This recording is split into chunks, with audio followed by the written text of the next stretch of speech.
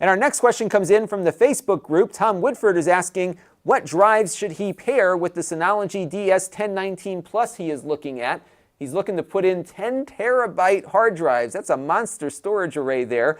He's going to be using this as a Plex server, and I suspect he's going to have a lot of movies and TV shows on that Plex server as he puts them in.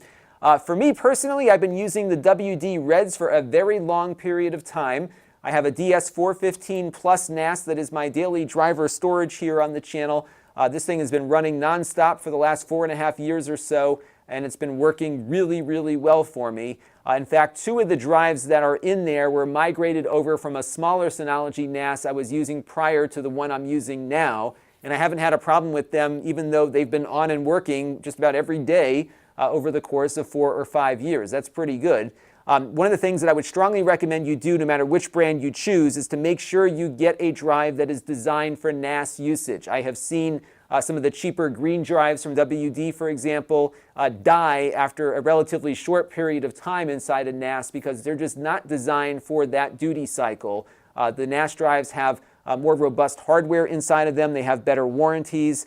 Some of the more pro-level drives now even have some vibration protection if you had a fan start to act up inside the NAS, for example. So there's just a lot of things that going up to a more expensive NAS-certified drive, no matter where you buy it from, make a lot of sense. And one of the nice things, at least on the Synologies, is that they give you a pretty good indicator as to how your drive health is, both with the WD drives and other brands and the Seagate Iron Wolf drives. Let me show you what my control panel looks like for my WD drives right now. So on the Synology devices, inside of your main menu is a Storage Manager app. And when you load that up, you'll get an overview of how you have your system configured. You can see I have 4 drives used right now for the volume that I'm using. And if you click on this hard drive icon, you can actually drill in to see what your drives are doing from a health perspective. So right now, all 4 of my drives, are behaving as they are expected to behave. And you can get an idea as to what the current temperature is, how many bad sectors have been detected on the drive by the NAS. And then you can actually go a bit further if you click on a drive and light it up blue and go to Health Info. And what this will do is pull in some of the smart data from the drive, and you can see right now things are looking pretty good. But look at my power on time, 35,200 hours. This drive has been on for a long time, and it's probably about time to start replacing a few of these just because they are probably hitting the end of their life cycle. These particular drives report back some of this information that you can see here insofar as the power on hours, for example. I also have an idea as to how often it has basically power cycled. So if it shuts down with the NAS, or perhaps it powers down for when the NAS goes to sleep, you get an indicator as to how often that drive has been spinning up and down. There's also a history here to tell you how all of the diagnostic tests have run on it. You can actually schedule regular diagnostic tests on each of the drives to get a feel for where they're at. The problem with drives, though, is that typically you may not always see a warning before they go on you. So it's good to monitor how long they've been in operation for and maybe consider replacing them on a regular cycle. I should probably, again, start thinking about doing that for mine.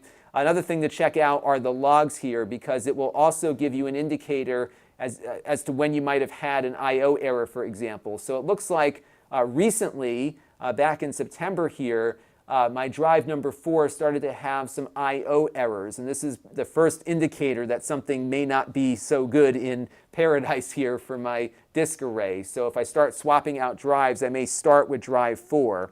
I haven't had an issue with it since October, but there was an issue at the end of September, another issue at the beginning of October, and then another issue towards the end of October. And I haven't written out huge files to this recently, but during that period of time, we were doing a massive backup of my YouTube channel, so I think we might see more errors as I start to put more and more data on it in the future. And that's the drive I'm going to start looking at replacing first before I get to some of the other ones on there. But again, though, for this length of time to have really no problems at all, I think it's a testament to how robust these NAS drives are, and I suspect that your experience will likely be the same across many manufacturers. Drives do go bad, it happens, but I think you're less likely to have a drive go bad if it's NAS certified versus some of the cheaper desktop models. And Rob Hansen in the Facebook group replied to that question with a very good point.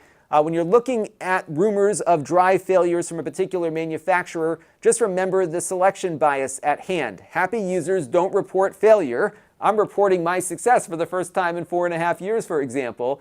But unhappy users tend to be very, very, very vocal about things. He does say, though, that some of the reports in regards to Seagate drives might be a period where they had a phase where their Q&A wasn't up to snuff and they saw a higher than usual failure rate. But according to Backblaze, which we'll get to in a second, it looks like things are pretty much back to normal.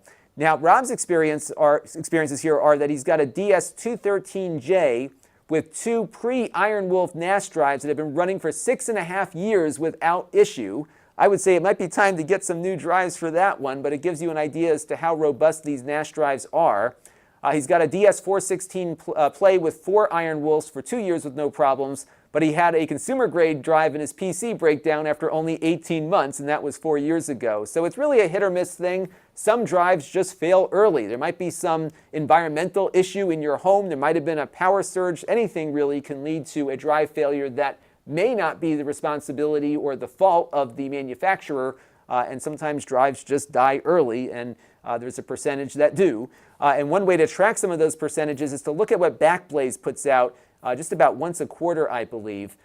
They give you a report of every drive they're running on their cloud backup services. They have 104,000 drives in use, and they have a failure rate this year, at least last year of 2018, of 1.25%. So that gives you an idea at that scale just how minimal drive failure is. In fact, they said 2018 was the best year they had for drive reliability. So it looks like across the board, drives are getting better and better. Now, they are mostly a Seagate shop. They said that the WD drives they can't get at the quantity and price that they're looking for. So you can see they did have a 2% failure rate among those, which is a little higher than the average. But overall, it looks like you shouldn't have a problem with your hard drives in your NAS. One thing I do recommend you do, in addition to buying a NAS-certified drive, is maybe buy 2 from Amazon and maybe 2 from another retailer, just to get some drives that were made at different periods of time. And that way, if you had a couple of drives come off a bad day at the factory, your other 2 might be okay. And one of the great things about a NAS is that you have that redundancy built in when you set your RAID array up, so you can lose a drive and still operate. And it's often good to not lose more than 1 drive at a time. And you can check out the Backblaze website there to learn more about their experiences with drive failure.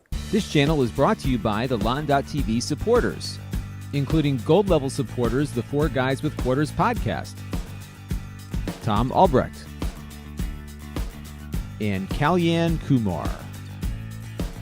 If you want to help the channel, you can by contributing as little as $1 a month.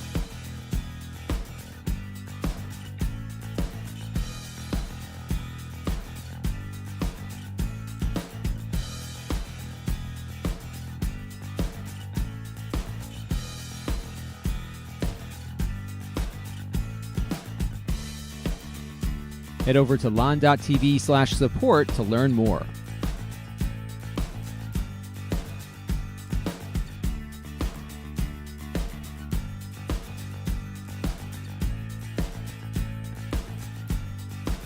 And don't forget to subscribe. Visit lon.tv/s.